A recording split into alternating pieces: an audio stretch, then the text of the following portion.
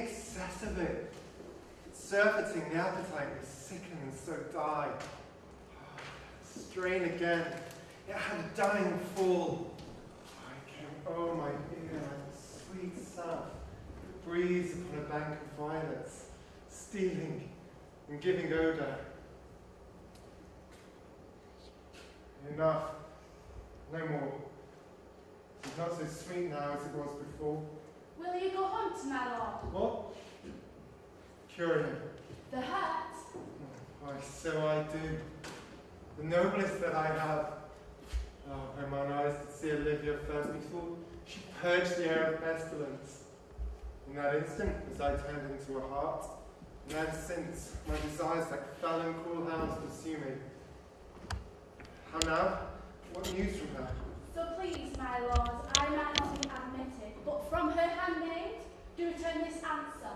The element itself till Senu's heat shall not behold her fifth hand of you, but like a cloistress she will veiled walk. And water once a day her chamber round with eye offending brine. All this to season, for only stem blood which she would keep fresh, and lasting in her sad remembrance. Oh, she that hath the heart of that fine frame, to pay this debt of love, but to a brother. Oh, how will she love, when the rich golden shaft hath killed the flock of all affections else that live in her? Liver, brain, and heart, these sovereign thrones are all supplied and filled. Oh, her sweet perfections, with oneself king away before me, to sweet beds of flowers. Love, thoughts lie rich when canopied with boughs.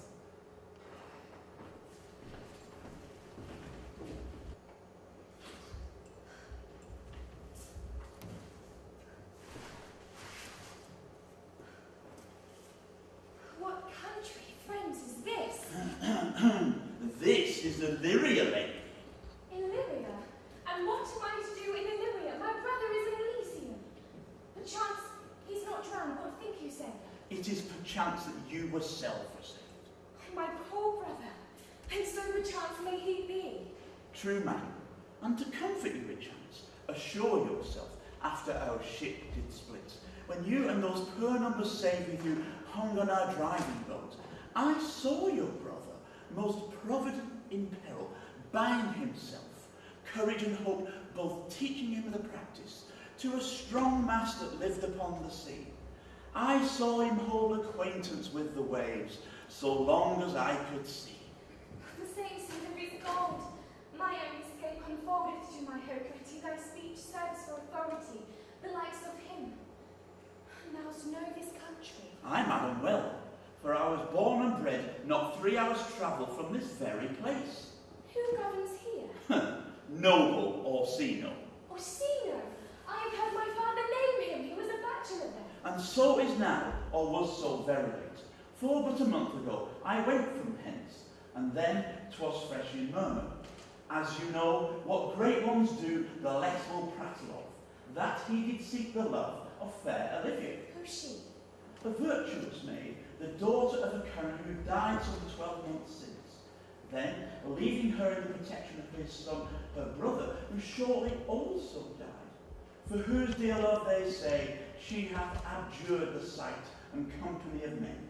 Oh, that I have served that lady, and might not be unforced to Oh, till I have made my own occasion mellow what my estate is. That will hard to compass, because she will admit no kind of suit, no, not the Jews. There is fair behaviour in thee, Captain. I prithee, and I'll pay thee bounteously. Conceal me what I am, and be my aid, for such a disguise as haply shall become the forth of my intent. I'll service Orsino. Thou shalt present me as a eunuch to him, and it will be worth thy pains, for I can sing and speak to him in many sorts of music that will allow me very worthy service. What else, mayhap to time, I will commit. Only shake thou silence thy weight. Be you as eunuch, and your mute I will be. For when my tongue blabbs, let mine eyes not see. I thank thee, Captain. Lead me on.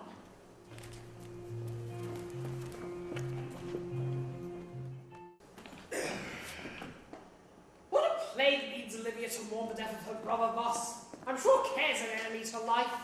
By my troth, Sir Toby, you must come in earlier of nights. My lady, your niece, takes great exception to your ill hours. Why better accept before accepted? I think you must confine yourself within the modest limits of order. Confine? Thou canst buy myself no finer than I am. These clothes be good enough to drink in, and so be these boots as well. And maybe not, let them hang themselves in their own straps. That quaffing and drinking will undo you. I heard my lady speak of it yesterday. And of the foolish knight that you brought here one night, speak her willer. Who? Andrew Agith-cheek? Aye, he. Why, he's a tall man. I said he's in Illyria. What's that to the purpose? He has 3,000 ducats a year. I would have had but a year in all those ducats. He's a very fool and prodigal. Fine that you say so of him. He plays gold gamboys, and speaks 3 or 4 languages word for word without book, and he hath all the good gifts of nature. He hath indeed, almost natural. Besides that, he is a fool. He's a great quarreller, and but that he hath the gift of a coward to alloy the gust of his quarrelling, 'tis thought among the prudent he would quickly have the gift of a grave. By this hand, they are scoundrels and subtractors that say so of him. Who are they? They that add, moreover, they be strung nightly in your company. With, drinking health to my cousin. I'll drink her as long as there's a passage in my throat and drink in Illyria. What wench? Hastily on the vulgar, for here comes Andrew Acupuncture. Sir Toby Belch. How now, Sir Toby Belch? Sleep, Sir Andrew. Bless you, Feshry. And you too, sir. Accost, Sir Andrew, accost. What's that? My cousin's chambermaid. Good Mistress Accost, I desire better acquaintance. My name is Mary, sir.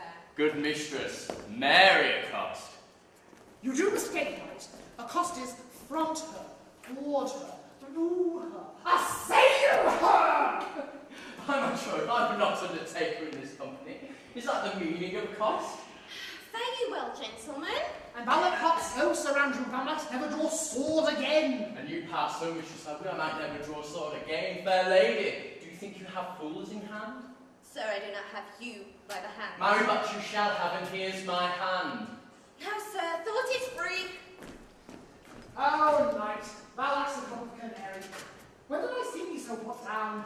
Never in your life, I think, unless you see canary put down. Faith, I'll home tomorrow, Sir Toby. Pourquoi, my dear knight? What is pourquoi? Do or not do? Oh, had I but followed the arts! Faith, I'll home tomorrow, Sir Toby. Your niece will not be seen, or if she be, it's 4 to 1 she'll honour me. The Count himself here hard by woos her. She'll none of a count. I've heard her sweat. She'll not match above her degree, neither in estate, years, nor wit. Come, there's life in't, man. I'll stay a month longer. I'm a fellow of the strangest mind in the world. I delight in masks and revels sometimes altogether. Art thou good of these kickshaw's knight? Is any man in Illyria, whatsoever he be, under the degree of my betters, and yet I will not compare with an old man. What is my excellence in a galliard, knight? Faith, I can cut a caper. Wherefore are these things hid? My very walk should be a jig. I would not make water, but in a syncopace. What dost thou mean? Is it a world to hide virtues in? I would think by the excellent constitution of my leg that it was formed under the star of a galliard. Aye, 'tis strong, and it does indifferent well in flame-coloured stock. Shall we set about some revels? What shall we do else? Were we not born under Taurus? Taurus, that's sides and heart. No, sir, it is legs and thighs. Let me see thee caper. Ha ha, higher! Ha ha, excellent, excellent. If Orsino continue these favours towards you, Cesario, you are like to be in much advance. See, I've been on your 3 days in already. You are no stranger. You either fear his humour or my negligence that you call in question the continuance of his love. Is he inconstant, sir, in his favours? No, believe me. I do believe you. I thank you. Here comes the Count. Who saw Cesario home? On your attendance, Lord. Here. Stand you a while aloof. Cesario, thou know'st no less but all. I've entrusted to thee the bookkeeper of my secrets, so therefore, good youth, address thy gate unto her. Do not deny access, stand at her doors. Tell them there, thy fixed foot shall grow till thou have audience. Sure, my noble lord, but as it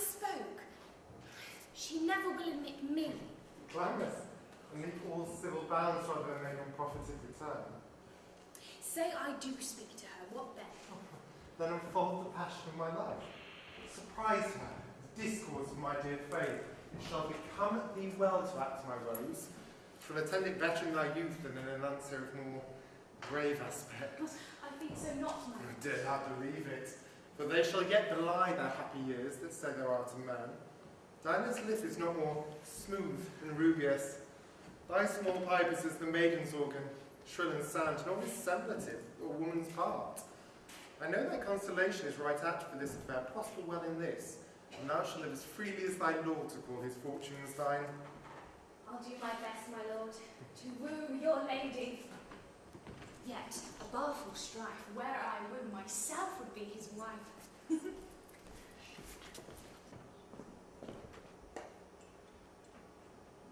Maria! Nay, either you tell me where you have been, I will not open my mouth as wide as a bristle may enter in the way of thy excuse.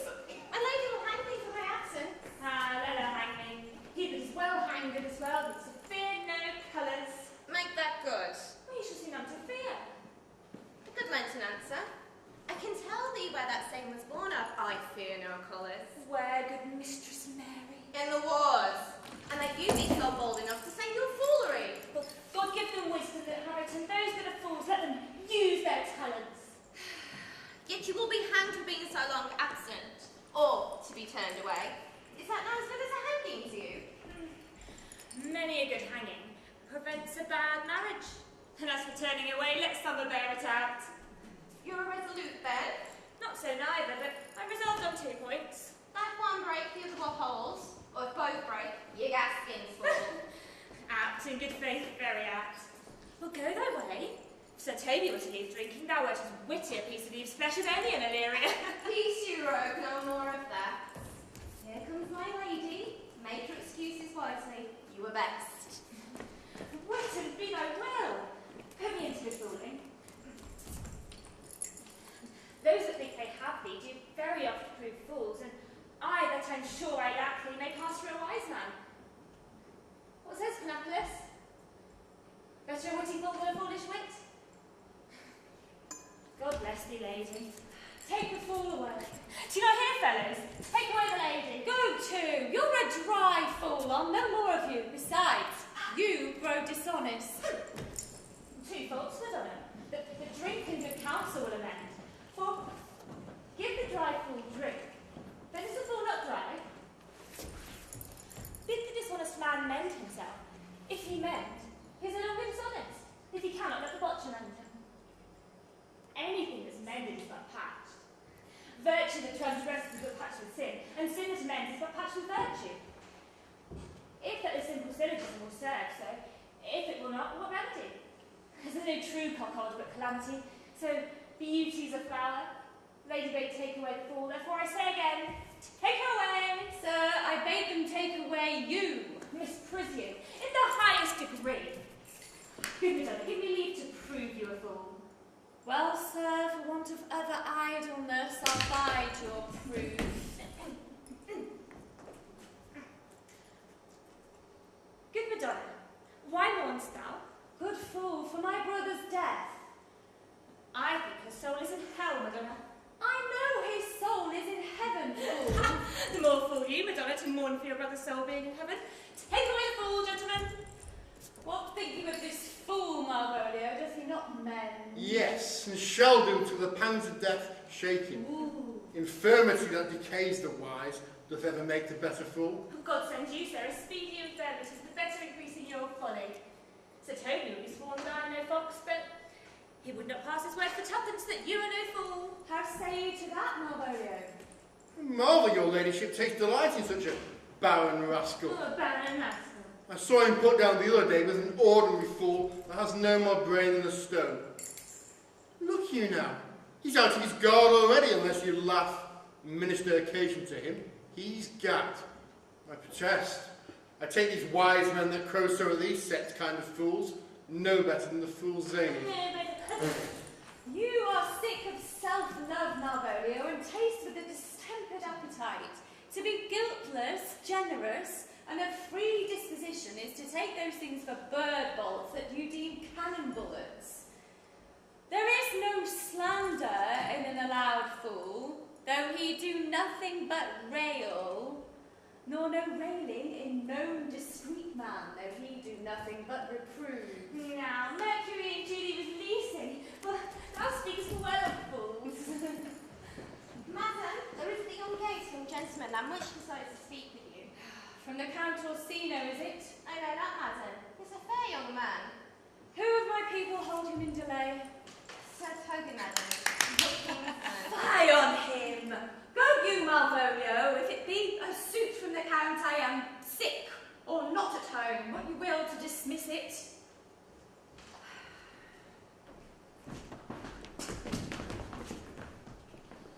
By mine honour, half drunk? What is he at the gate, cousin? A gentleman. A gentleman? What gentleman? 'Tis a gentleman here. A plague of these pickled herrings. And absent. Good Sir Toby. Cousin, how have you come so early by this lethargy? Lechery! I defy lechery! There is one at the gate. I marry. What is he? Let it be the devil any will. I care not. Give me faith, I say. Well, it's all one. Go look after him. The fool shall look to the madman. What a young fellow swears he will speak with you. What is to be said to him, lady? He's fortified against any denial. Tell him he shall not speak with me. He has been told so, and he says he'll stand at your door like a sheriff's post and be the supporter of a bench where he'll speak with you. What kind of man is he? Why, of mankind. What manner of man? Very ill manner. He'll speak with you, will you or no? Of what personage and years is he? Not yet old enough for a man, nor young enough for a boy. He's very well favoured, and he speaks very shrewishly. One would think his mother's milk was scarce out of him. Let him approach. Come, give me my veil, throw it on my face. We'll once more hear Orsino's embassy.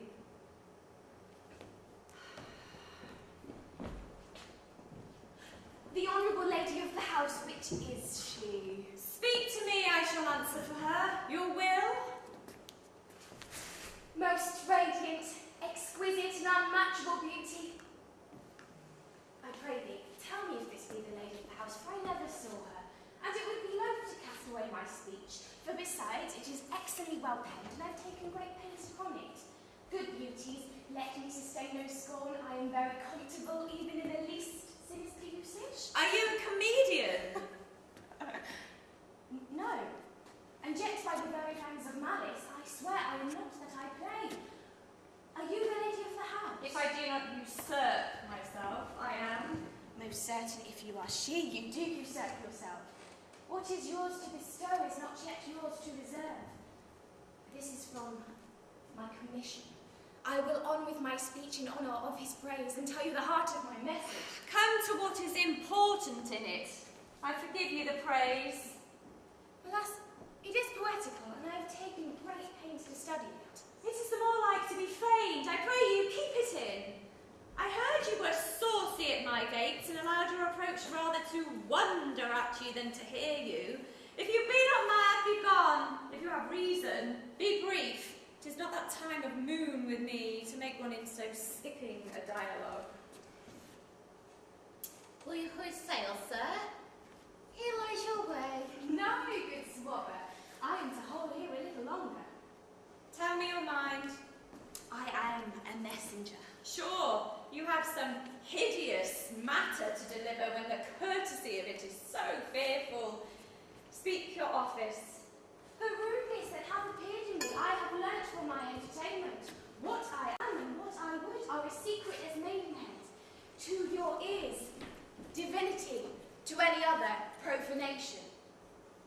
Give us the place alone, we will hear this divinity. Now, sir, what is your text? Most sweet And lady. come written and much may be said of it. Where lies your text? In Orsino's bosom. In Orsino's bosom? In what chapter of his bosom? To answer the method, by the first of his heart. Oh, I've heard it. It is heresy.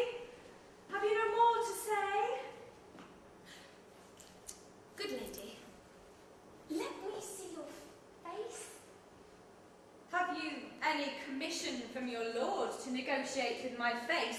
You are now out of your text, but we will draw the curtain and show you the picture.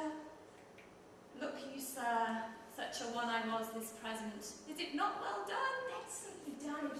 God did all. 'Tis ingrained, sir, to endure wind and weather. His beauty truly blent, whose red and white nature's own sweet cunning hand laid on. Lady, you are the devil if you leave the world no copy. I will not be so hard-hearted. I will send out divers schedules of my beauty. It shall be inventoried, and every particle and utensil labelled to my will as item, 2 lips in different red, item, 2 grey eyes with lids to them, item, 1 neck, 1 chin, and so forth. Were you sent hither to praise me? I see what you are too proud. But if you are the devil, you are fair. My lord and master loves you. How does he love me? With adoration, with fertile tears, with groans of thunder love, with sighs of fire. Your lord does know my mind. I cannot love him. Yet I suppose him virtuous, know him noble, of great estate, of fresh and stainless youth, in voices well divulged, free, learned and valiant, and in dimension and the shape of nature a gracious person. But yet I cannot love him. You might have took his answer long ago. Well, if I loved you in my master's flame, with such a suffering, such a deadly life, in your denial I would find no sense. I would not understand it. Why? What would you? Make me a willow cabinet at your gate, and call upon my soul within the house. Write low cantons of contented love, and sing them loud even in the dead of night. Holly your name to the reverberate hills, and make the babbling gossip of the air cry out, Olivia! All you shall not rest between the elements of air and earth, but you should pity me. You might do much. What is your parentage? Above my fortunes, yet my estate as well, I am a gentleman. Get thee to your lord. I cannot love him, yet him send no more. Unless perchance you come to me again, to tell me how he takes it. Fare thee well. I thank you for your pains. Spend this for me. I am no fee post, lady. Keep your purse. My master, not myself, lacks recompense. Love makes his heart of flint that you shall love, and let it further, like my master's. Fare you well. Fair cruelty. What is your parentage? Above my fortune, yet my state is well. I am a gentleman. I'll be sworn thou art. Thy tongue, thy face, thy limbs, actions and spirit do give thee 5-fold blazon. Not too fast. Soft, soft. Unless the master were the man, how now? Even so quickly may one catch the plague. Methinks I do feel this youth's perfections, with an invisible and subtle stealth to creep in at mine eyes. Well, let it be. How now, Malvolio? Here, madam, at your service. Run after that same peevish messenger, the county's man. He left this ring behind him, would I or not? Tell him I'll none of it. Desire him not to flutter with his lord, nor hold him up with hopes. If not, the youth will come this way again tomorrow. I'll give him reasons for it. Hie thee, Malvolio. Madam, I will.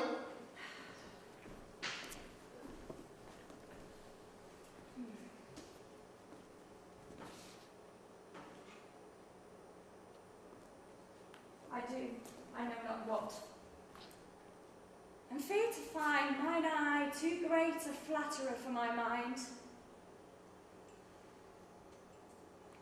Fate, show thy force. Ourselves we do not owe. What is decreed must be, and be this so.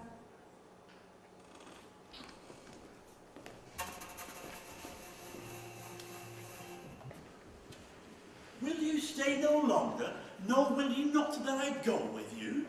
By your patience, no. My star shines darkly over me. The malignity of my fate might perhaps extend to yours. Therefore I shall crave of you your leave, that I may burn my evils alone. It were a bad recompense of your love to lay any of them on you. Let me know of you whither you are bound. No, sooth, sir. My determined voyage is mere extravagance. But I perceive in you so excellent a touch of modesty, that you will not extort from me what I'm willing to keep in. Therefore it charges me in manners the right to express myself. You must know me then, Antonio. My name is Sebastian. My father was a Sebastian of Mezzaline, who I know you have heard of. He left behind him myself and a sister, both born in an hour. If the heavens had been pleased, would we have so ended? But you said altered that. Some hours ago you took me from the beach to the sea. Was my sister drowned? Alas, the day! Lady, sir. Though it was said she much resembled me, was yet of many accounts beautiful. And though I could not, with such estimable wonder, over far believe that. Yet thus far, I will boldly publish her. She bore mind that envy could not but call fair. She's drained already, sir, with salt water. Though seem to drain her remembrance again with more. Pardon me, sir, your bad entertainment. God and Samuel, forgive me the trouble. If you will not murder me for my love, let me be your servant. If you will not undo what you have done, that is killing me you have recovered. Desire me not. Fare you well at once. My bosom is full of kindness, and yet I am so near the manners of my mother, that upon the least occasion more, mine eyes will tell tales of me. I'm bound towards Single's cause. Farewell. The gentleness of all the gods go with thee. I have many enemies in Orsino's court, else would I very shortly see thee there. But come what may, I do adore thee so, that danger shall seem sport, and I will go.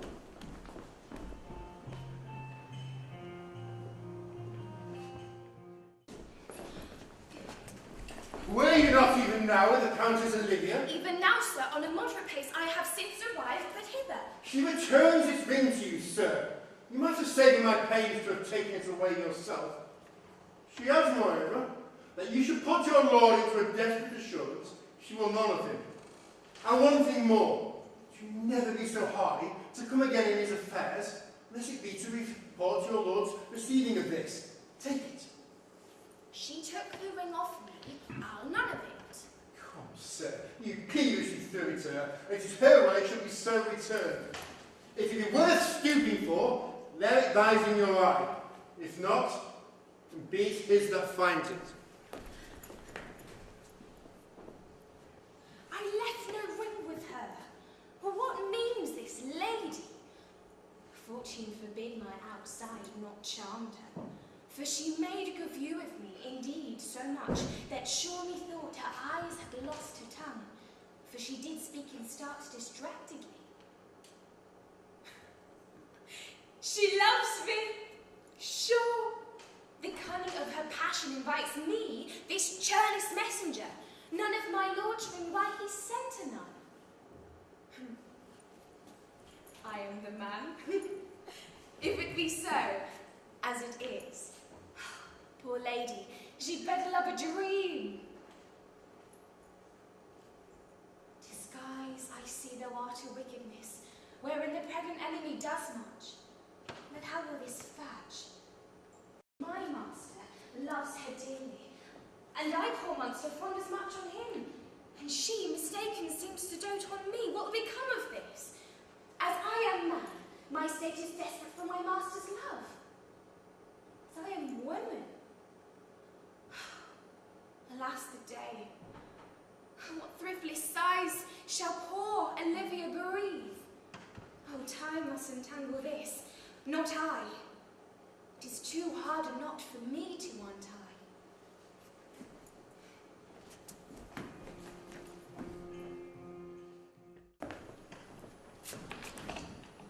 Approach, Sir Andrew.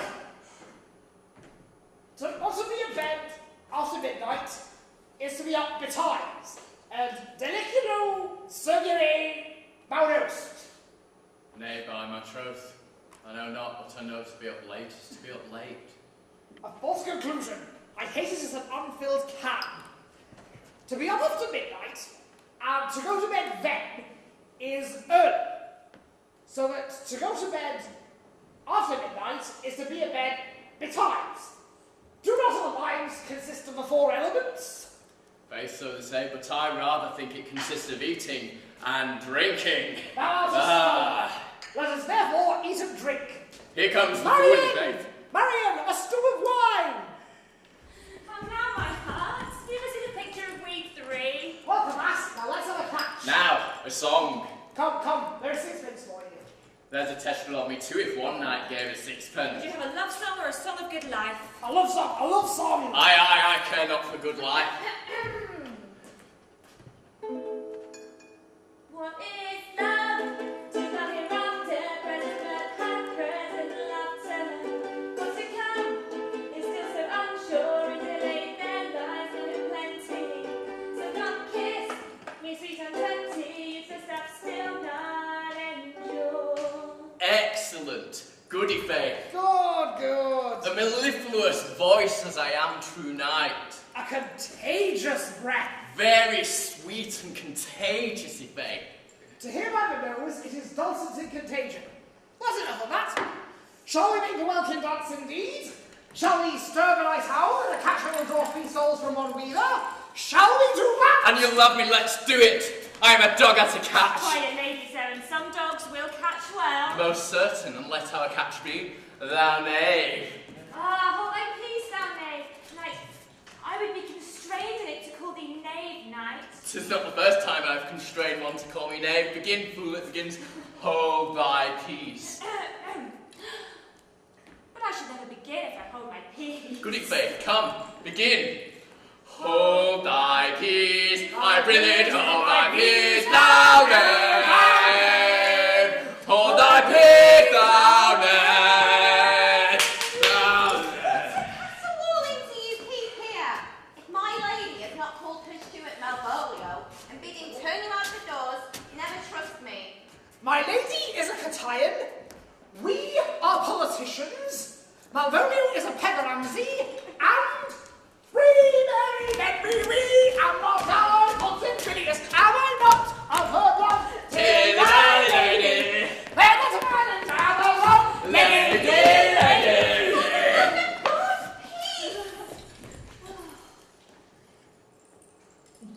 My masters, are you mad? Or what are you? Have you no wit, manners, nor honesty than to gabble like tinkers? At this time of night?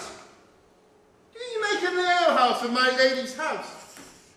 That you squeak out your cosiest catches without any mitigation or remorse of voice.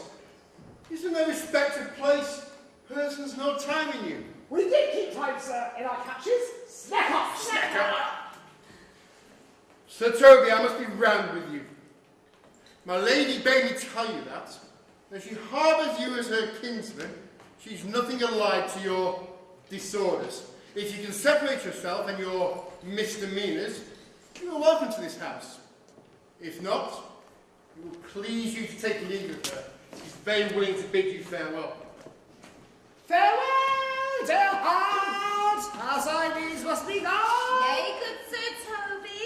His eyes do show his days are almost done. And Stephen, so. But I will never die.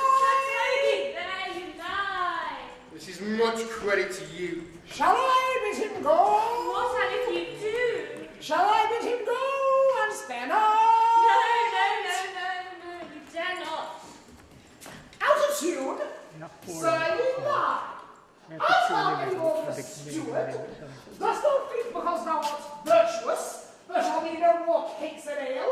Thou, sir, rob me your chain with crumbs. A sip of wine, Maria. Mistress Mary, if you prize my lady's favour as anything more than contempt, you will not give means for this uncivil rule. She shall know it by this time.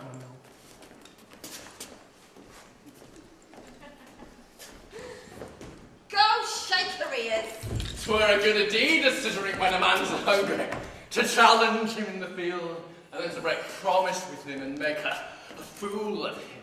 Do it, knight. I'll write you a challenge, or I'll deliver thy indignation by word of mouth. Nay, sweet Sir Toby, be patient for tonight. For Monsieur Malvolio, let him alone with me.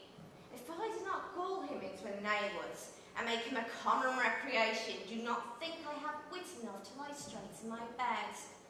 I know I can do it. Possess us, possess us. Tell us something of him. Marry, sir, sometimes he is kind of a Puritan.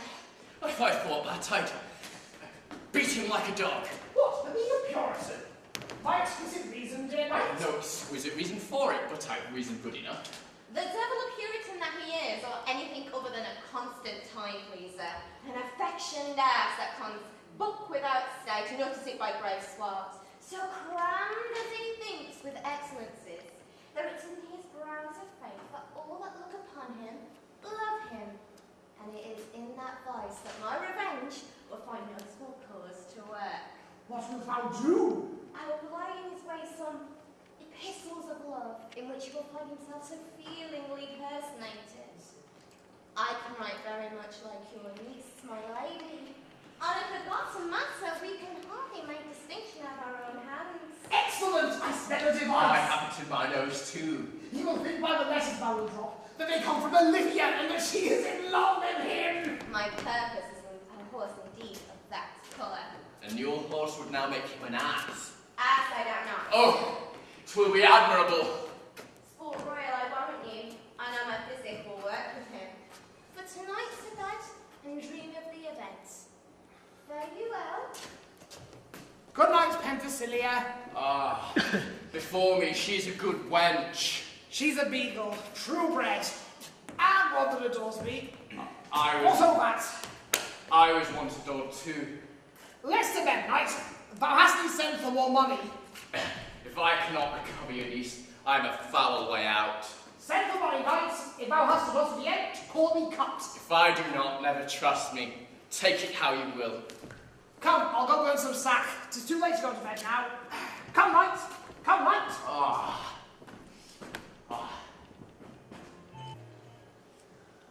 Oh, give me some music. Now. Good morrow, friends. Now, good Cesario, that piece of song, that old and antique song we heard last night. Oh, methought it did relieve my passion much, more than light airs and recollected terms of these most brisk and giddy-paced times. Oh, but one verse. He is not here, so please your lordship, that should sing it. Who was it? That's David, jester, my lord, a fool that the lady Olivia's father took much delight in. He's about the house. Seek him out and play the tune the while.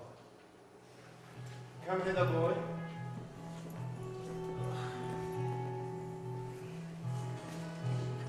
If ever thou shalt love in the sweet pangs of it, remember me. Such as I am, all true lovers are. And staid, skittish in all motion, else save in the constant image of the creature who is beloved. How dost thou like this tune? It is very echo to the seat, my lord, where love is throned. Thou dost speak restily. My life upon, young though thou art, thine eye hath stayed upon some favour, has it not, boy? Pray a little, my lord, by your favour. What kind of woman is't? Of your complexion. She is not worth thee, then. What years of fame? About your years, my lord. Well, by heaven. Let still the woman take an elder than herself. So wears she to him, so sways she level in her husband's heart.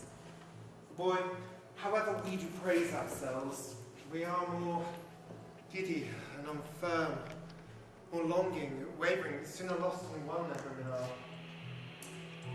I think not so, my lord. Let thy love be younger than thyself, for thy affection cannot hold the bent. For women are as roses, whose fair flower once displayed doth fall that very hour. So they are. Alas, they are so. To die, even when perfection grows. Ah, fellow, come, that piece of song, mark it, Cesario. It was old and plain. The knitters and the spinsters in the sun and the free maids that weave their thread with bones to used to chant it. It is silly sooth, and dallies with the innocence of love like the old age. Are you ready, sir? Prithee, sing.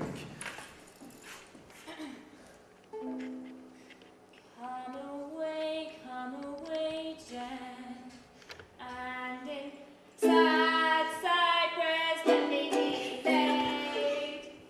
Fly away, friend, I am slain by a fair cruel maid, my shroud of white.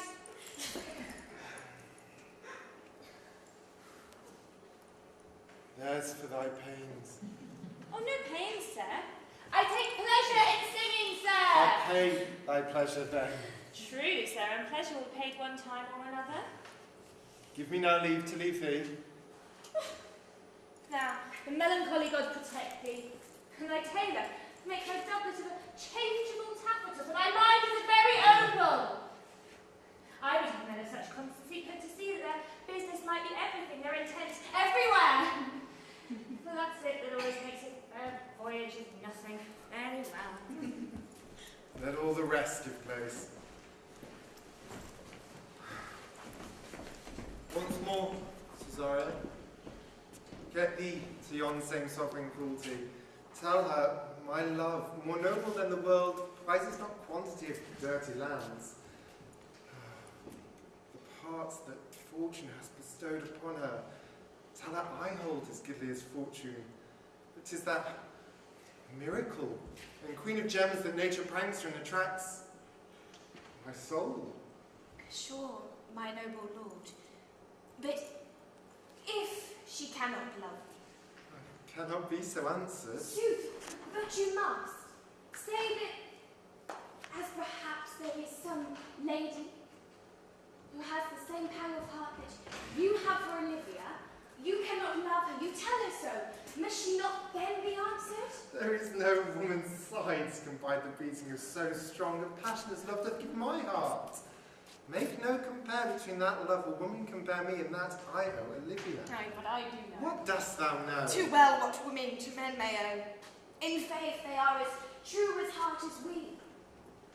My father had a daughter who loved a man.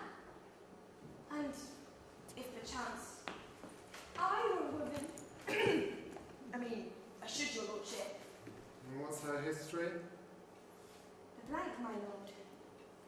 She never told her love, but let concealment like a worm in a bud feed on the damask cheek, smiling at grief, finding thought. Was this not love indeed? We men say more, swear more, but in faith our shows are more in our will, for still we prove our vows but little in our love. Died thy sister of her love, my boy? I am all the daughters of my father's house, and brothers too, and yet I know not. Shall I do this lady? Aye, that's the theme. To her in haste give her this jewel. Tell her my love can give no place. Bide no to know. Sure, my lord.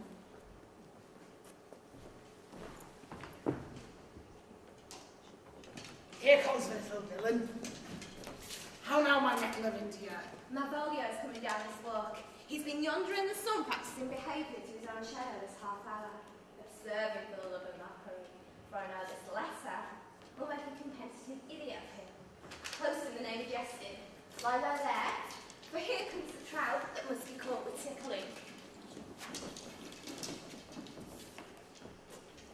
'Tis but fortune, all is fortune. Maria once told me she did affect me, and I have heard herself come thus near.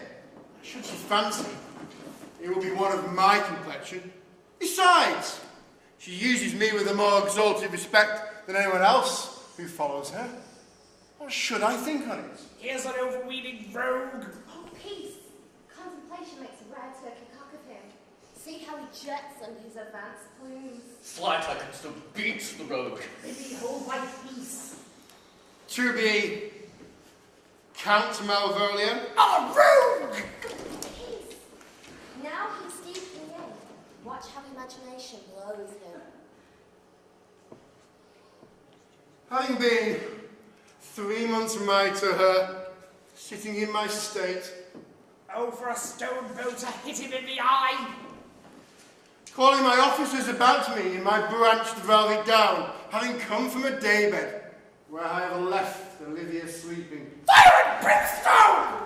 Peace, peace.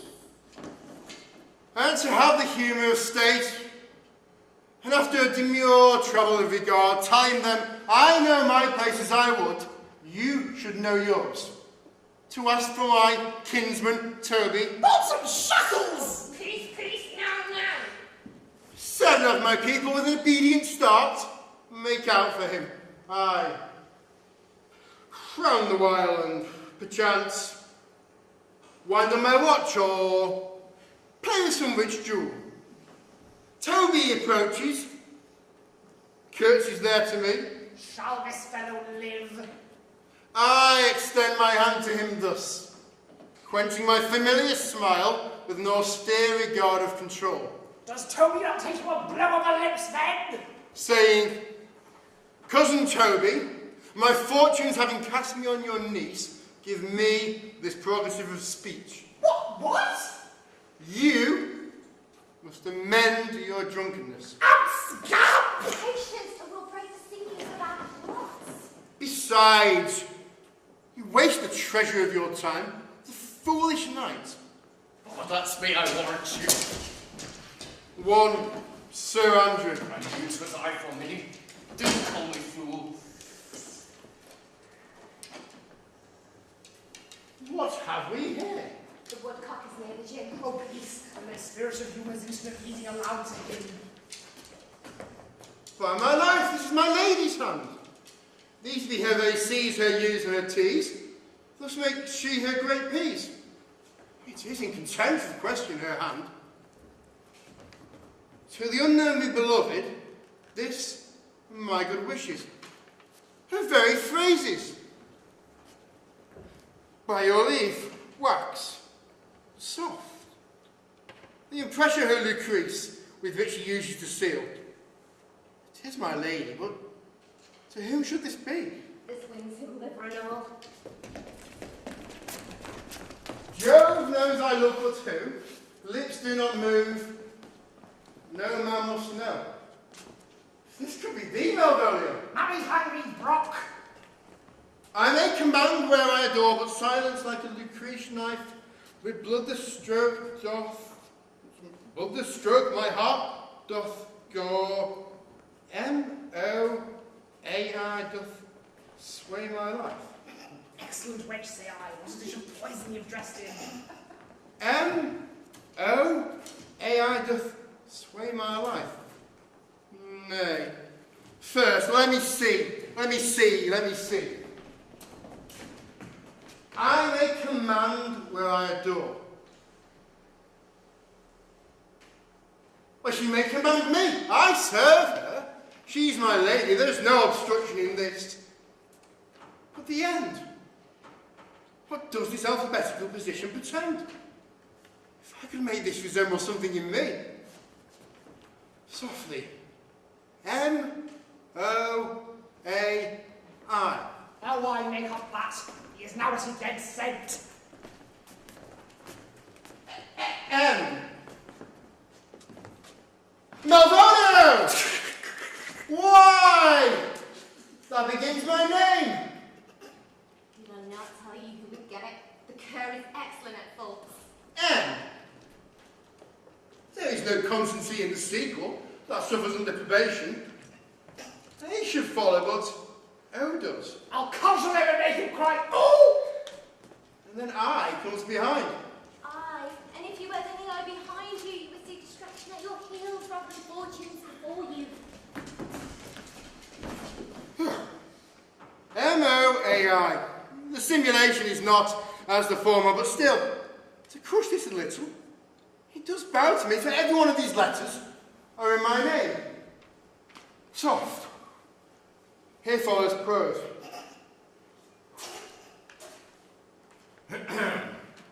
If this fall into thy hand revolve, in my stars I am above thee, be not afraid of greatness. Some are born great, some achieve greatness, and some greatness thrust upon them. Thy fates open their hands, let thy blood and spirit embrace them, and to inure thyself to what thou art to be, cast thy humble slough and appear fresh. Be opposite with the kinsman, serving with servants, let thy tongue arguments of state, put thyself into the trick of singularity. She thus advises thee that sighs to thee. Remember who commended thy yellow stockings, and wish to see thee ever cross-gartered. I say, remember, go to thou maid if thou desirest to be so. If not, let me see thee a steward still, the fellow of servants, and not worthy to touch fortune's fingers. Farewell. She that would alter services with thee, the fortunate unhappy. Daylight and champagne discovers not more. This is open. I do not now fool myself to let imagination jade me, for every reason excites to this, that my lady loves me. She did commend my yellow stockings of late. She did praise my leg being cross-gartered, and in this she manifests herself to my love, and with a kind of injunction drives me to these habits of her liking. By my stars, I am happy. Jehovah, my stars be praised. Here is a postscript. Thou canst not choose but know who I am. If thou entertains my love, let it appear in thy smiling. Thy smiles become thee well, therefore in my presence still smile, dear, my sweet. I pray thee, Jove, I will smile. I will do everything that thou will have me.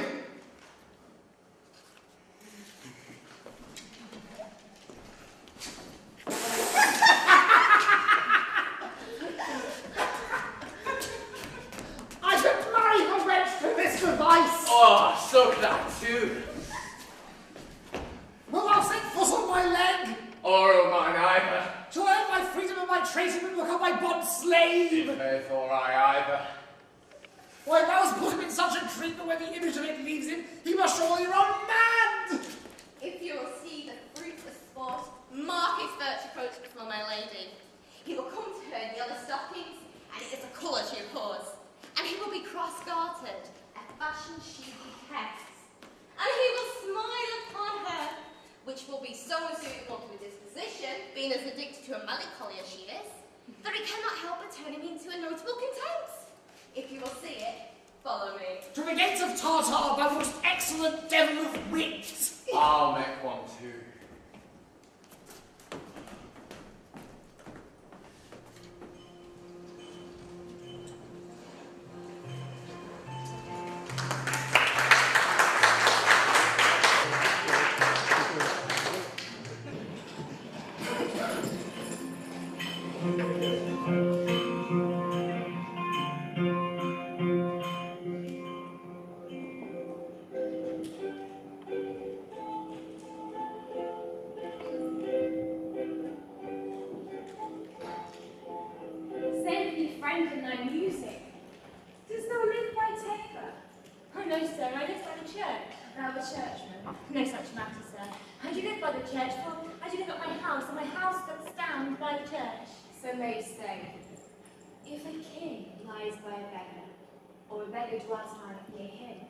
Or the church stands by Tabor. The Tabor stands by the church. Well, you have sense there, to see the age. A sentence is but a shovel glove to a good wit. How quickly the wrong side may be turned outwards. I worried thee, a merry fellow who cares for nothing. Not so, sir. I do care for some things, but by my conscience I do not care for you. If that be nothing, sir. I would. It would make you invisible.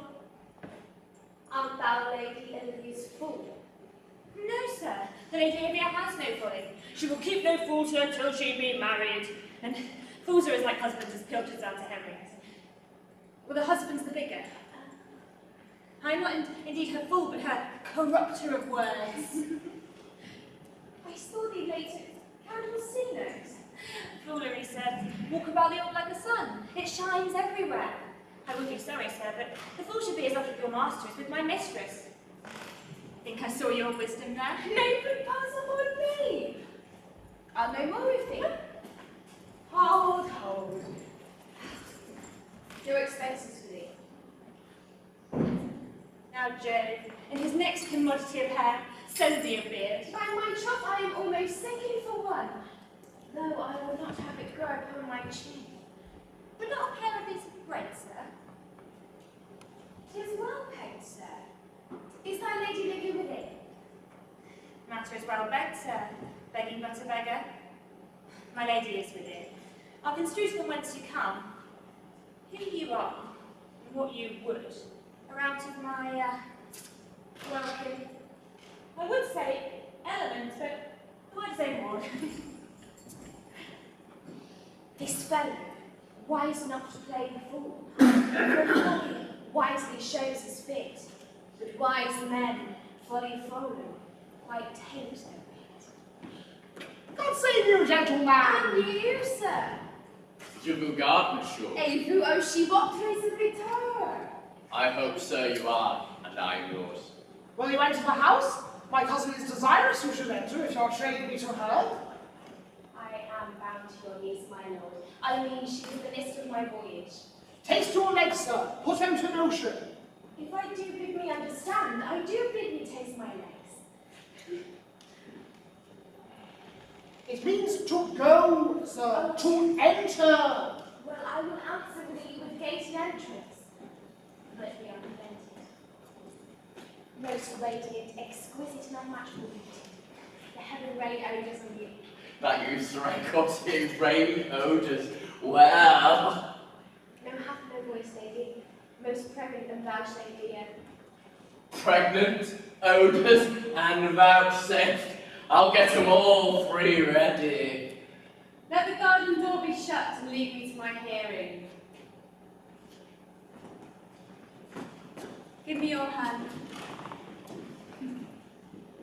My duty, madam, and most humble service.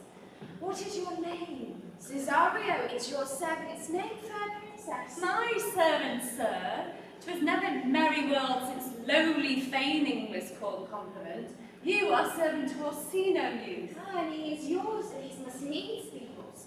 Your servant's servant is your servant's man. For him, I think not on him. For his thoughts, well, they were blanks rather than filled with me. I come to wet your gentleman. By your leave, I pray you, I bade you never speak again of him. But would you entertain another suit? I'd rather hear you to solicit that than music from the spheres. By your leave, beseech you. I did send, after the last enchantment you did here, a ring in chase of you. So did I abuse myself, my servant, and I fear me you. Under your hard construction must I sit, to force that on you in a shameful cunning, which you knew none of yours. What might you think? I pity you. That's a degree to love. 'Tis a grease, a vulgar proof that oft we pity our enemies. Well then, methinks 'tis time to smile again. O world, how apt the poor are to be proud. One should be a prey. How much the better to fall before the lion than the wolf. Grace and good disposition tend to your ladyship. You are nothing to my lord by me. Stay. I prithee, tell me what thou thinkst of me. That you think you are not what you are. If I think so, I think the same of you. Alas, then you are right. I am not what I am. I wish you were as I would have you be. Would it be better, miss, that I am? Wish it might. But for now, I am your fool. What What a deal of scorn looks beautiful in the contempt and anger of his lip. A murderous guilt shows not itself more soon than love that might seem hid. Love's night is noon. Cesario, by the roses of the spring, my maid would honour truth and everything. I love thee. So with more for all I cried, nor wit nor reason can my passion hide. By my innocence and by my truth, that I have one heart, one bosom, and one youth, that no woman has nor ever none, shall mistress be of it, save I alone. So adieu, good madam, and no more will I my master's tears to you deplore. Yet come again, that I may smooth that heart which now abhors to like his love.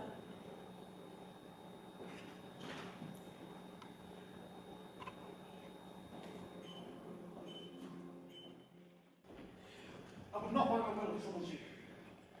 But since you made a pleasure of your pains, I will not further chide you. I could not stay behind you. My desire must sharp than violent steel did spur me forth, and not all love to see you, though so much as might have drawn one to a longer voyage, but jealousy what might befall your travel, being skilless in these parts, which to a stranger, unguided and unfriendly, often prove rough and unhospitable. My willing love, the rather by these arguments of fear, set forth in your pursuit. My candid Samuel, I can find as a maid thanks and ever thanks. What's to do? Should we go see the relics of this town? Tomorrow, sir, tomorrow.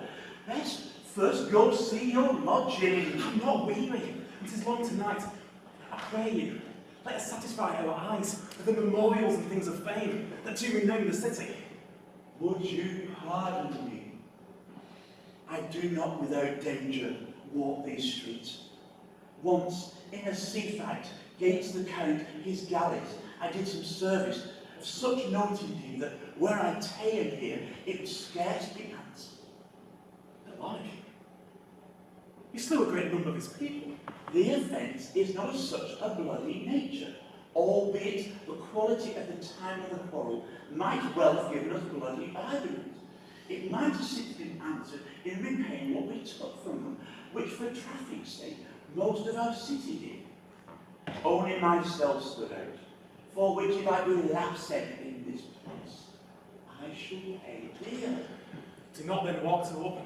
It doth not fit me. Hold, sir, here's mine purse. In the south suburbs, at the Elephant is best to lodge. I will bespeak our diet, whilst you beguile the time, and feed your knowledge with viewing of the town. There shall you have me. I'll be a spur and leave you for an hour. To the Elephant. I do remember.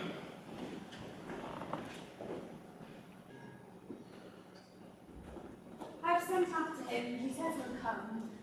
How shall I feast him? What bestow on him? For youth is bought more often than begged or borrowed. I speak too loud. Where is Malvolio? He is coming, madam, but in a very strange manner. He's sure possessed. Why, what's the matter? Does he rave? No, madam, he does nothing but smile. Your ladyship best have some blood about him when he come, for sure the man is tainted with his wits. Go call him hither. I'm as mad as he, if sad and very madness equal be. How now, Malvolio? Sweet lady, ho ho! Smilest thou? I sent for thee upon a sad occasion. Sad lady, I could be sad. This does cause an obstruction in the blood, this cross-country, but what of it? It please the eye of one, it is with me as the very true sonnet is. Please one, please all. Why, how dost thou, man? What is the matter with thee? Not black in my mind, nor yellow in my legs. It did come to his hands, and commands shall be executed. I think we do know of the sweet Roman hand. Wilt thou go to bed, Malvolio? To bed? Aye, sweetheart, I'll come to thee. God comfort thee! Why dost thou smile so and kiss thy hand so oft? How do you, Malvolio? At your request? Yes. Nightingales answer doors. Why appear you with this boldness before my lady? Be not afraid of greatness. It was well writ. What meanest thou by that, Malvolio? Some are born great, Huh? some achieve greatness, What sayest thou? and some have greatness thrust upon them. Heaven restore thee! Remember who commended thy yellow stockings, Thy yellow stocking and wish to see thee cross-gartered. cross-gartered? Go to thou maid if thou desirest to be Am so, I made? and if not, let me see thee a steward still. Why, this is very midsummer madness. My lady, the young gentleman from the Constantino has returned. After I can treat him back, you impress your ladyship's pleasure. I'll come to him. Good Maria, let this fellow be looked to. Where is my cousin Toby? Let my people have a special care of him. I would not have him miscarry for the half of my dowry. Oh, do they come near me now? No worse madness than Toby to look at me. This concurs directly with the letter. She sends him on purpose, that I may appear stubborn with him, for she incites me to this in the letter. I have limed her. What is this Jones doing? And Jones made me thankful. When she went away out, let this fellow be looked to. Fellow. Not Malvolio, nor after my degree, but fellow. Why, everything adheres together, that no drama of a scruple, no scruple of a scruple, no obstacle, no incredulous or unsafe circumstance. What can be said? Nothing that can come between me and the full prospects of my hopes. But it is Jove, not I, the doer of this, and he is to be thanked. If all the devils of hell be drawn in it, when Legion himself possessed him. Yet I'll speak of it. Here he is, here he is. Go off, I discard you. Let me enjoy my private. Go off. How the fiend speaks to him. Didn't that tell you, Sir Toby? My lady prays you have some care of him. Aha! Does she now? Privy, hold by these, we must deal gently with him. Let me know. How now, Malvolio? How is with you? What man? Defy the devil! Consider he is an enemy to mankind! Do you know what you say? You speak ill of the devil. How he takes it at heart. Pray he not be bewitched. How now, mistress? Oh, Lord. Peace, peace, this is not the way. How now, my warcock? How does thou chuck? Sir? I bid thee come with me. What man? 'Tis not for gravity to play at cherry pip with Satan. I'm him for Collier. Get him to pray, Sir Toby. Get him to say his prayers. My prayers mince? No, I warn you, he will not hear of godliness. You are shallow, idle things. Be off with you. Go hang yourselves. You are not in my element. You shall know more hereafter.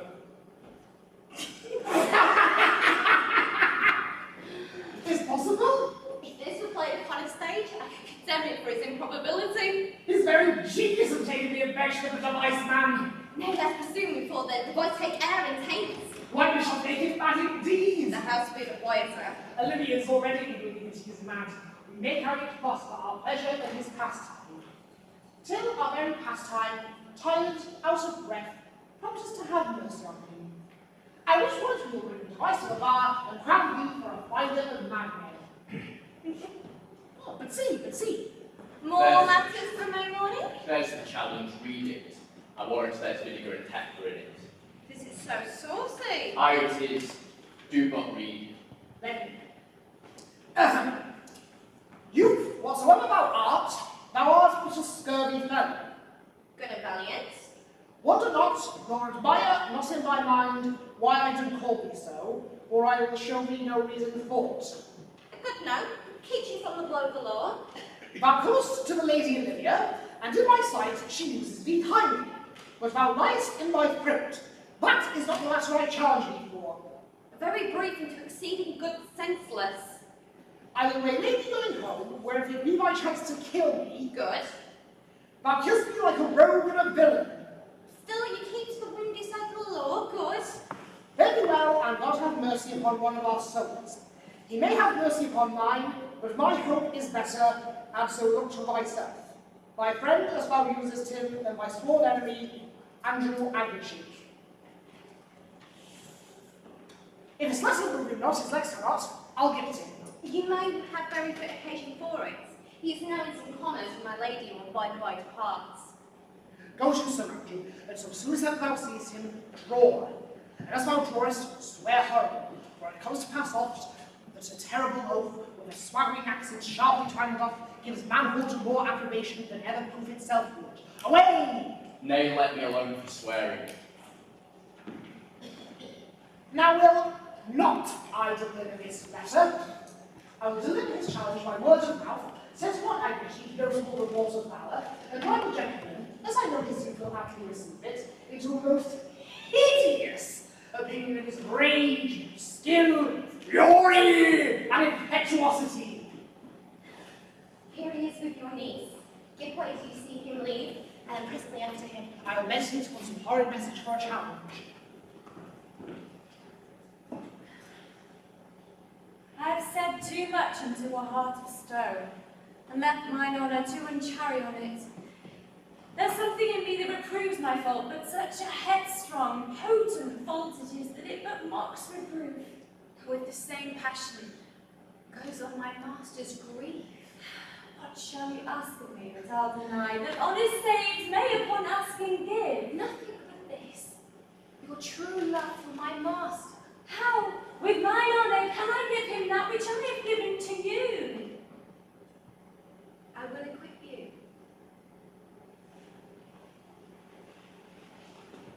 Don't come again tomorrow. Fare thee well. A fiend like thee, I bear my soul to hell.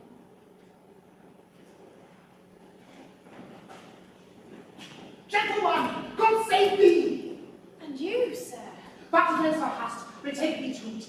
Of what nature the offence thou hast done him are, I know not, but my interceptor, bloody as the hunter, tells me the orchard end.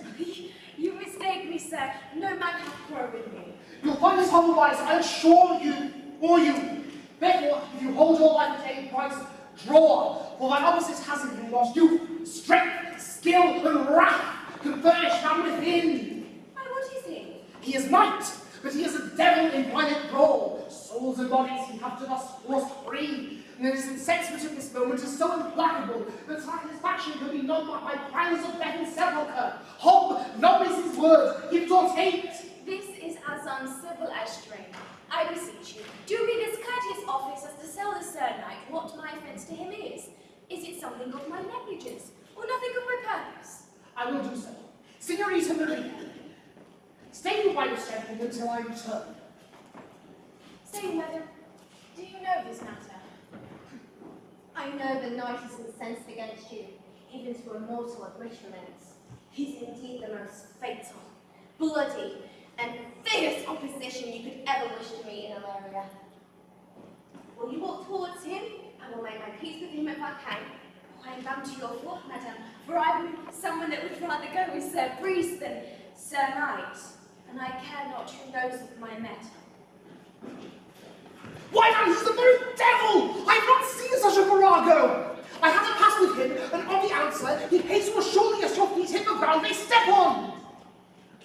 Pox on it, I'll not meddle with him. Aye, but he will not now be pacified! Maria can scarce hold him yonder!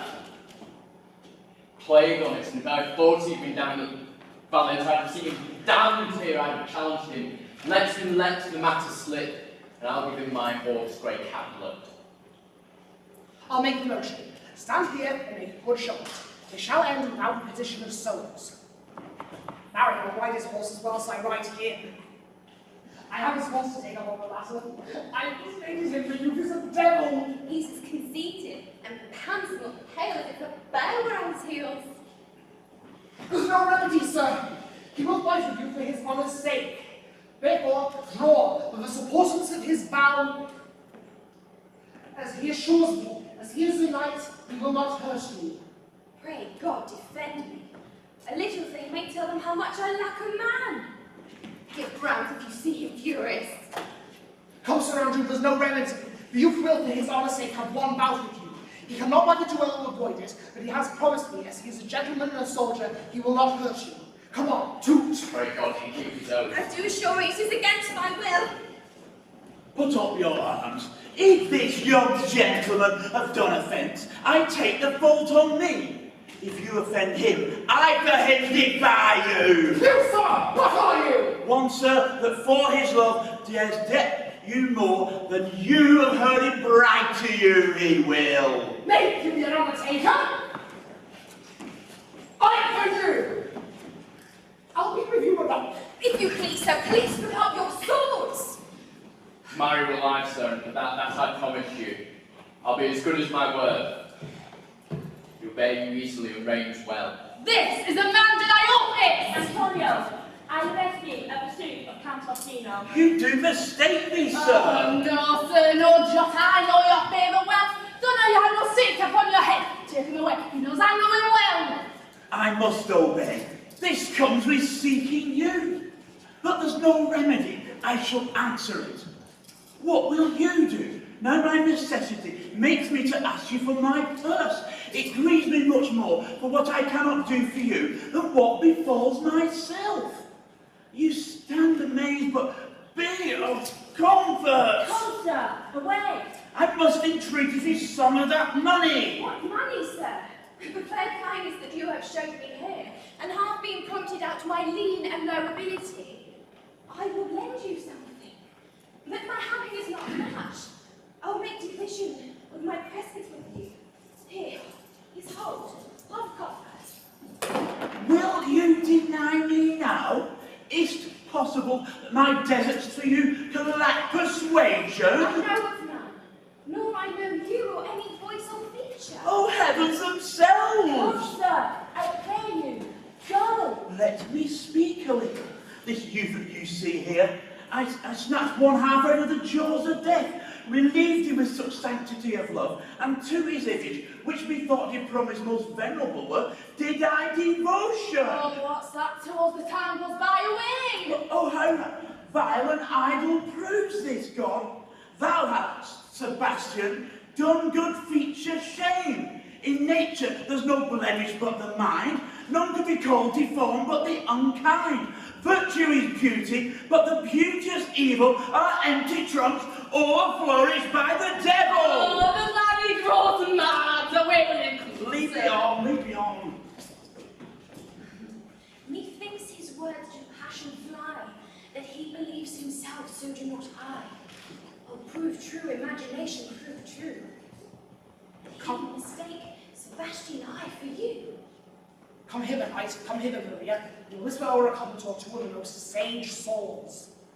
He names Sebastian. I'm my brother, I know well.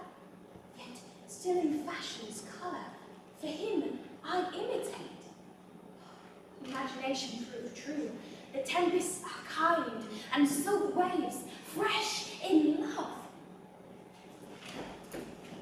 Ooh, a very dishonest, paltry boy, and more of coward than a hare. Coward, a devout coward. Almost religious in it.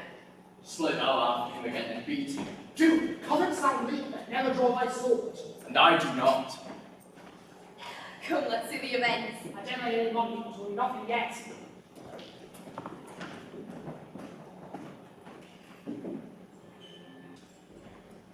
You make me believe I'm not sent for you. Galton. Galton. Thou art a foolish fellow. Let me be clear with thee. Oh, well held out of vain. No, I do not know you, nor am I not sent to you by my lady to bid you come speak with her. Nor my name is Master Susanna, this is not my nose neither. Nothing that is so is so. I prithee, vent thy folly somewhere else. Thou knowest not me. Vent my folly? I prithee now, ungear by strangers and tell me what I shall vent to my lady. Shall I vent to her that thou art coming? I prithee through this Greek, depart from me. There's money for thee. If you tarry longer, I'll give us payment. By my troth, thou hast an open hand. These wise men that give Paul's money would get themselves a good report after 14 years, Purchase? Now, sir, have I met you again? That's for you. The thief! There! All you people back! Hold, sir! Yes, I will tell my lady straight. Come on, sir, hold! Dave, let him alone. I'll go another way to work with him. I'll have an action of battery against him. There've been a warning in the area. But I struck him first. Yet it's no matter for that. Let go of my hands! Come, sir, I will not let you go! Come, my young soldier. Put up your mettle, you are very well fleshed. Oh, you're free from me! Oh! What was that now? What? Nay, then I must have an ounce or two of this malapert blood from you! Hold, Toby, on my life, I charge thee, hold! But I... Will ye ever be thus ungracious wretch fit for the mountains and the barbarous caves where man has never reached? Out of my sight! Do not be offended, dear Caesarion. Breathe thee, be gone! I prithee, gentle friend, let thy fair wisdom, not thy passion, sway in this uncivil and unjust extent against thy peace. Go with me to my house. Do not deny. Beshrew his soul for me. He started one poor heart of mine in thee. What relish is in this? I want to stream. Oh, I am mad. Or else this is a dream. Let fancy still my sense and let me steam. If it be thus a dream, still let me sleep. Nay, come, my prithee, would thou be ruled by me? Madam, I will. Say so, and so be.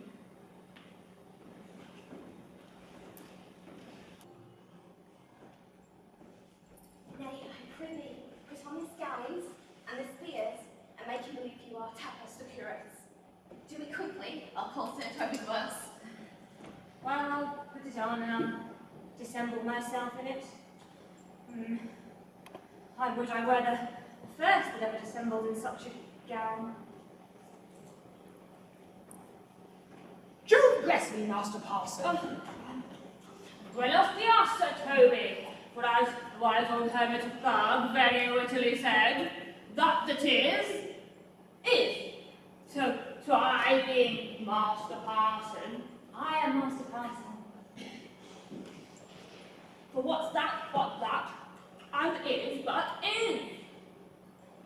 To him, Sir Topaz. What ho I say? Peace in this prison! Who calls there? 'Tis Sir Topaz the curate, who comes to visit Malvolio lunatic. Sir Topaz? Sir Topaz? A good Sir Topaz, go to my lady! Out, hyperbolical fiend! How vexest thou this man? Talkest thou nothing but of ladies? Sir Topaz, never was man thus wronged. Good Sir Topaz, do not think I am mad. They have laid me here in hideous darkness. Fie, thou dishonest Satan! I use thee by the most modest terms, for I am one of those gentle ones that will call the devil himself with courtesy. Sayest thou this house is dark? As how, Sir Topaz? Why, it has bay windows as transparent as barricadoes, and the clerestories towards the south not as lustrous as ebony, and yet complainest thou of obstruction? I am not mad, Sir Topaz. I say to you, this house is dark. Madman thou wearest. I say there is no darkness but ignorance. I say this house is as dark as ignorance, though ignorance were as dark as hell. And I say there was never man thus abused. I am no more mad than you are. Make the trial of it in any constant question. What is the opinion of Pythagoras concerning wild fowl? That the soul of our granddad might happily inhabit a bird. What thinkest thou of this opinion? I think nobody of the soul in no way approves his opinion. Well, fare thee well. Remain thou still in darkness. Thou shalt hold the opinion of Pythagoras, eh? I will allow of thy wits, and fear to kill a woodcock, lest thou dispossess the soul of thy grand. Sir Topaz? Sir Topaz! Most most exquisite Sir Topaz. Nay, I'm full, Mortis. You might as well have done this without your gowns or beard. He sees you not. To him in mine own voice, and tell me how our fun is going. I would we were well rid of this knavery. If you made me conveniently be delivered, I would it. For I'm now so far in offence with Olivia, but I dare not pursue this sport to its conclusion. How by am I to our chamber?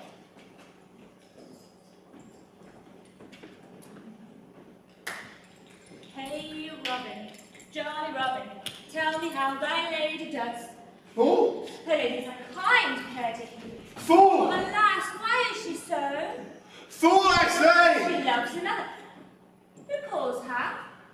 Good fool, as ever thou wilt deserve one on my hand, hand me to him a candle, pen, ink and paper, as I am a gentleman. I will live to be thankful for thee for it.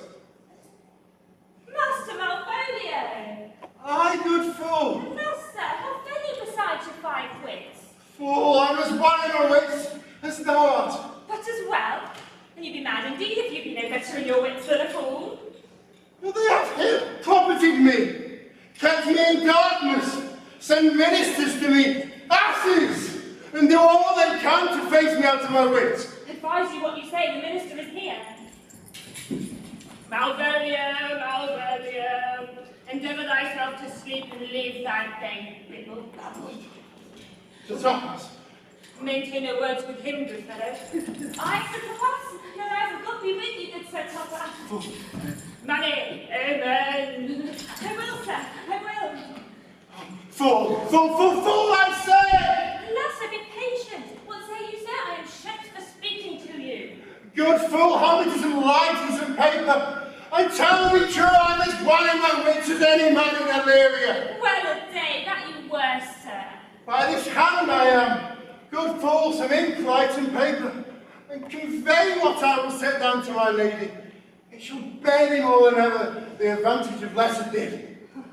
I will help you to it, but tell me true. Are you not mad indeed, or do you but counterfeit? I tell thee I am not, I tell thee true. Nay, I'll never believe a madman till I see his brains. I'll fetch you light and paper. Good fool, I am acquainted in the highest degree. I prithee be gone! Oh, I am gone, sir. I am gone, sir. I'm gone, sir. I am gone.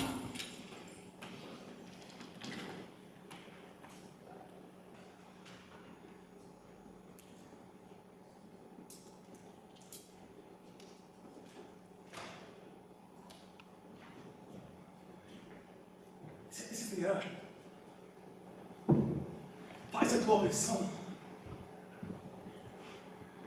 And thou didst wonder that it mapped me thus. Yet 'tis not madness. Where's Antonio then? Cannot find him at the elephant. His kinsman there might do me golden service. For though my soul disputes well with my sense, that this may be some error, but no madness. Yet doth this accident and flood of fortune so far exceed all instance, all discourse, that I am ready to distrust mine eyes and wrangle with my reason, that persuades me to any other trust, but that I am mad, or else the lady's mad. Yet, it's were so. She could not sway her house, command her followers, take and give back affairs in their dispatch, with such a smooth, discreet, and stable bearing, as I perceive she does. Something ends. That is deceivable. Here comes the lady. Take not this haste of mine. If you mean well, now go with me and with this holy reverend into the chantry garden. There, underneath that consecrated roof, lie with the full assurance of your faith that my most jealous and too doubtful soul may live at peace. What do you say?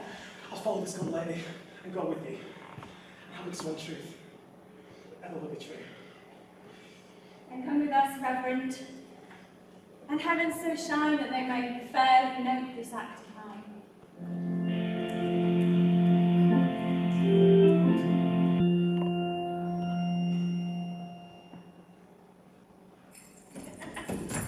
Now, as thou lovest me, let me see the letter. Good Mistress Maria, grant me another request. Anything. Do not desire Majesty this letter. Belonging these to Lady Olivia, friend? I, sir, with some of her trappings. I know thee well, how dost thou to follow? Truly, sir, the better for my foes and the worse for my friends. Though on the contrary, the better for thy friends. No, sir, the worse. How can that be? Marry, sir. They praise me and make an ass of me. Now, my foes tell me plainly that I'm an ass, so that by my foes, sir, I profit in the knowledge of myself. But by my friends, I'm abused. So the conclusions be as to kisses, if your four negatives make two offences, why, sir, the better for my foes and the worse for my friends. Why, this is excellent. By my troth, sir, no, it pleases me one of my friends. It shall be no more the worse for me. There's gold. But it would be double dealing, sir. I would you could make it another. Oh, you give me ill counsel. Put your grace in your pocket, sir. Let your flesh and blood obey it. Well, I'll be so much a sinner to be a double dealer. There's another. Oh, primo, secundo, tertium is a good play. As the saying goes, the third pays for all. The triplex, sir, is a good tripping measure. Or the bells of St. Bennet, sir, put you in mind 1, 2, 3. You can fool no more money out of me at this throw. But if you will tell your lady I'm here to speak with her, bring her along with you, may wake my bounty further. Marry, sir. Lullaby to your bounty. I'll awake to none. Sir, here comes the man that addressed me. Face as I do remember well. When I saw it last, it was smooth as Vulcan in the smoke of war. Orsino, this is that Antonio that took Phoenix and had brought from Candy. And this is he that did attack the board when your young nephew Titus lost his leg. He in the streets desperate and shaken state, and your private brother do me apprehend him. Did me kindly, sir, draw on my side, but in conclusion did put strange speech upon me. I did not know this, but was distraction. Nurse, what pirate, thou saltwater thief! What foolish fault has brought me to their nurses, whom thou in time so bloody and so dear has made thine enemies? Orsino, noble sir, be pleased that I shake off these names you give me. Antonio never yet was thief or pirate, though I confess on base and ground enough Orsino's enemy. A witchcraft drew me hither. That most ingrateful boy there by your side, from the sea's enraged and foamy mouth did I redeem. And yes, a wreck past hope he was. His life I gave him, and did thereto add my love, without retention or restraint, all his in dedication. For his sake did I expose myself, pure for his love, into the danger of this adverse town. How can this be? When came he to this town? Today, my lord, and for 3 months before. No interim, not a minute's vacancy. Both day and night did we keep company. Here comes the Countess Olivia, the heaven walks on earth. These fellows, so Douglas, are madness. 3 months this youth has tended upon me. Put more of that anon, take him aside. What would my lord but that he may not have wherein Olivia may seem serviceable? Cesario, you do not keep promise with me. Gracious Olivia. What do you say, Cesario? Good, my lord. I would speak, but my duty lashes me. If it be aught to the old tune, it is as fat and fulsome to mine ear as howling after music. Still so cool. Still so constant, lord. What? To perverseness? You uncivil lady, to whose ingrate and unauspicious altars my soul, the faithless offerings that breathed out and devotions ended. What shall I do? Even what it please, my lord, that does become him. Why should I not? Had I the heart to do it? Like an Egyptian thief, appointed death kill what I love. Savage jealousy that sometimes savours nobly. But hear me this, since you to non-regard scatter my faith, and that I partly know the instrument screws me from my true place in your favour, live you the marble-breasted tyrant still. But this, your minion, whom I know you love, and whom I swear I tender dearly, him will I tear out of that cruel eye where he sits crowned in his master's sprite.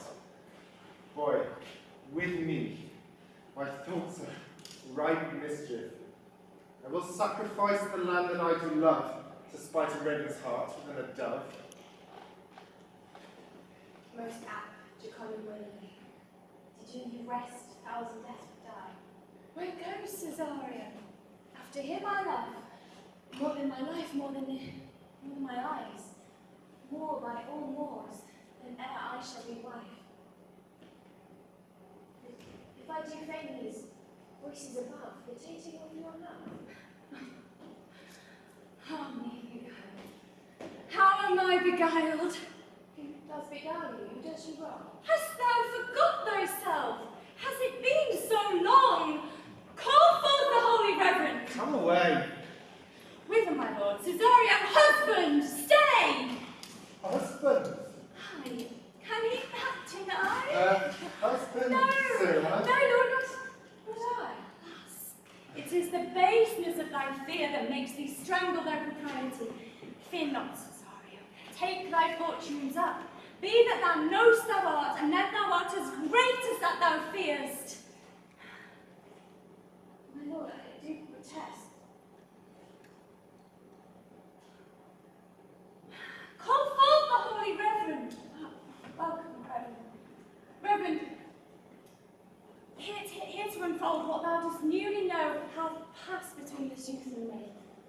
Contract of eternal bond of love, confirmed by mutual joining of your hands, attested by the holy close of lips, strengthened by the interchangement of your rings, and all ceremony of this compact sealed in my function by my testimony.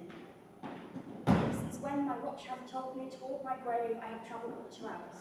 Oh, thou dissembling girl. Or wilt thou be when time is so grizzled on thy case? Or will thy craft not so quickly grow that thine own trip shall be thine overthrow? Farewell, and take her, but direct thy feet where thou and I henceforth may never be. My lord, I do protest. Do not swear. Have little faith, though that is too much fear.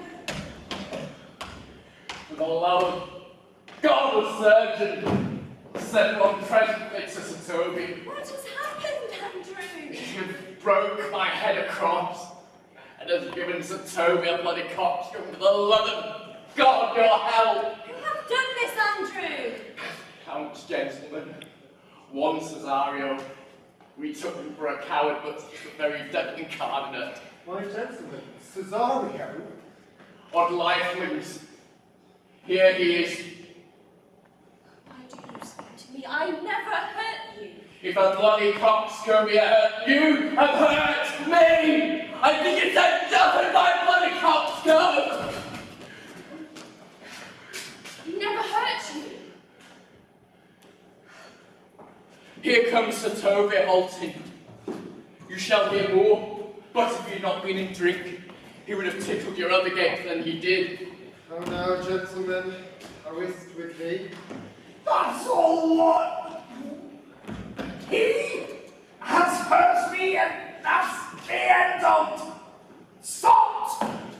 Did thou see his dick surgeon, Sot? Oh, he's drunk, Sir Toby, an hour ago.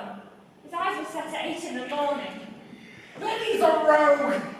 After a buzzing measure on a pattern, I hate a drunken rogue. Away with him! Who hath made this havoc with them? I'll help you, Sir Toby, because we'll be dressed together. Will you help last hit and a coxcomb, a knave, a midnight knave, a god? Get him to bed. Let his hurt be looked to. I'm sorry, madam.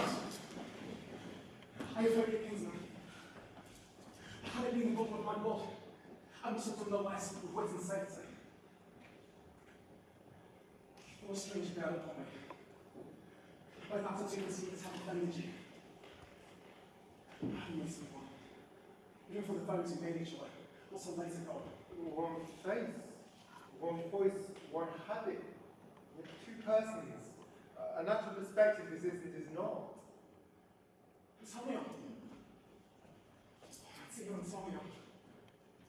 How that I was racked and tortured me since I have lost thee. Sebastian, how are you? You must know that, Antonio. How have you made division of yourself? An apple is not more cleft than these 2 creatures. Which is Sebastian? Wonderful. Stand there. I never had a brother. Nor can that deity in my nature of here and everywhere. I had a sister, who the blind waves and surges of devoured. Charity. What kin needs to me? What name, what countryman, what parentage? Messerly. Sebastian was my father, and such a Sebastian was my brother too. When he suited to his watery tune, if spirits consume by form and suit, you come to fight us. Spirits here indeed.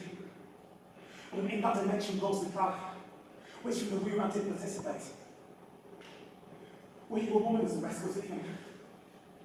I should my tears that fall on your cheek, and say thrice welcome, join Viola. My father had a mole upon his brow, And so did mine. and died that day when Viola from her birth had numbered 13 years. Oh, that record is loud in my soul. He finished indeed his mortal act, that day that made my sister 13 years. If nothing lets to make us happy both, but this, my masculine usurp attire. Do not embrace me till each circumstance of place, time and fortune do cohere and jot that I am Viola. Which, to confirm, I bring you to a captain in this town where lies my maiden's weeds. He, upon some action, I was preserved to serve this noble count, and all the occurrence between forth has been between this lady and this lord. So comes that lady, who being his talk, but made to a biased dreamer. You are betrothed, both to a maid and man. Boy, thou hast said to me 1,000 times, thou never shouldst love a woman like to me. And all those sayings I overswear, and all those swearings keep us true in soul. What doth that orbit, continent fire, that severs us from day and night? And give me thy hand, and let me see thee in thy woman's weeds. The captain that first did bring me upon shore, hath my maiden guns. He, upon some action, is now at durance at Morbogo suit. A gentleman, and a follower of my leaders. You shall enlarge him. Fetch Morbogo hither. And yet, alas, I do remember me. You say, poor gentleman, he's much distract. How does he, Sirrah? Truly, madam, he holds Beelzebub the stage end as well as a man in his case may do. Oh, he was here with a letter to you. I would have given it to you today morning, but as a madman's epistles are no gospel, their skill's not much when they're delivered. Open it and read it. Look then to me by letter five, when the fool delivers the madman. By the Lord, madam. How now? Oh, how mad! No, madam, but I do read madness, and your ladyship would have it as it ought to be. You must allow Vox. Prithee, read in our right wits. So I do, my lord, but to read in my right wits is to read thus. Therefore, perpend, my princess. Give ear. By you, Maria. By the Lord's matter you wrong me, and the world shall know of it. Though you have put me into darkness, and given your drunken cousin rule over me, yet have I the benefit of my senses, as well as your ladyship. I have your own letter that induced me to the semblance at Coton, with the which I doubt not, but to do myself much right or you much shame. Think of me as you please. I leave my duty a little unthought of, and speak out of my injury. The madly used Malvolio. Did he write this? I, madam. This savours not much a distraction. See him delivered. Maria, bring him hither. Lord, these things further thought on. To think me as well as sister, as a wife, one day shall crown the alliance on it, here at my house and at my proper cost. Madam, I am most apt to embrace your offer. Your master quits you, with your service done to him. So much against the measure of thy sex, so far beneath thy soft and tender breathing. Since you've called me master for so long, take my hand, From this time you shall be your master's mistress. A sister, you are she. Here comes the madman. I was saying, how now, Malvolio? Madam, you have done me wrong. Notorious wrong. Haven't I, Malvolio? No. Lady, you have. Pray you peruse this letter. You cannot now deny it is your hand. Write from it in hand or phrase, or say, it is not your seal, not your invention. You can say none of this.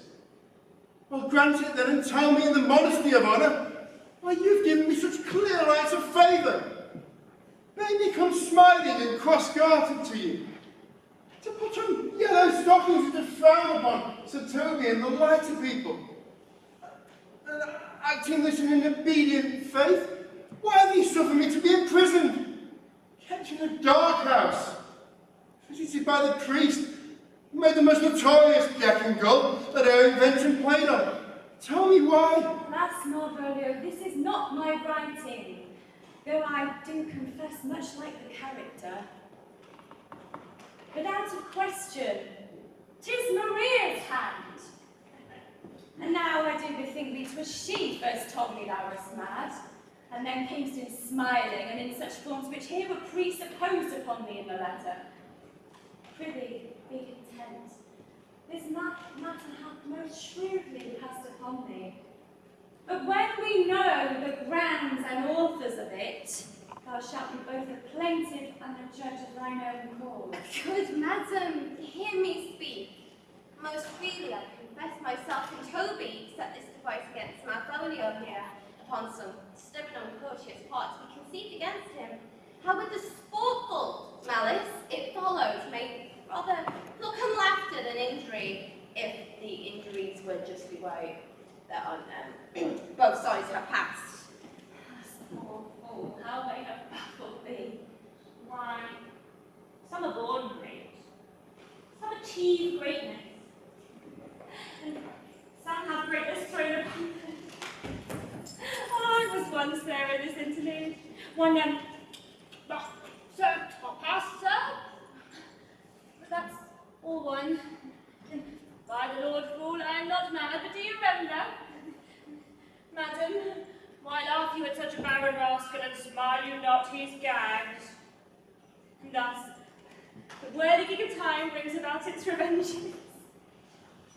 And I'll be revenge on the whole pack of you. Yeah, he hath been most notoriously abused. Pursue him, entreat him to a peace. Hath not told us of the captain yet. When that information is known, which golden time presents, some combination should be made by the sons. Meantime, sweet sister, let not part from hence. Come, Suzanne, the same shall be while you are there, or when in other habits you are seen, or seen as mistress, and his fancy's queen.